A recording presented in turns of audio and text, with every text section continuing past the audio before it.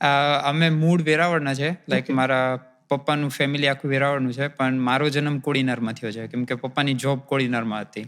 So I ગ્રુ up in Kodinar અને છેલ્લા 13 વર્ષથી પછી અમે અમદાવાદ રહીએ છીએ. Okay. Yeah. So how you get to Bulgaria?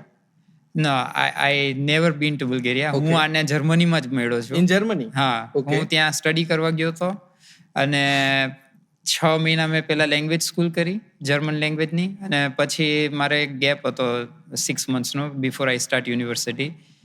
તો મેં એક જગ્યાએ જોબ ગોતી અને ત્યાં like she was my colleague and my flatmate. Like અમારા જે રેઝોર્ટનો માલિક હતો એણે બધા કલીગ્સ માટે એક બિલ્ડિંગ રાખેલી હતી ભાડે, જેમાં બધા સ્ટાફ મેમ્બર જ રહેતા હતા.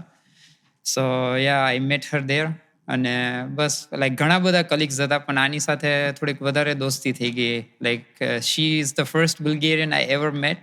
Okay. And I am the first Indian she ever I met. ever met. Yeah. And આપણે ગુજરાતીમાં શું આદત હોય ને કે ખાવાનું બનાવીએ તો બીજા બધા લોકો માટે પણ બનાવીએ. Yes, So yes. on my first day I just prepared a lot of food and invited everyone. બધાને બહુ મજા આવી. But આને થોડી વધારે મજા આવી. She loved Indian food from the like first day. અને પછી વાતચીત થઈ અમારી બેયની, બહુ લાંબી વાત ચાલી. 3 કલાક સુધી અમે ત્યાં ડાઇનિંગ ટેબલ ઉપર જ બેઠા બેઠા વાત કરતા હતા. Oh. અને બસ ત્યાં જોબ પર દોસ્તી થઈ ગઈ અને હાલી ગયો.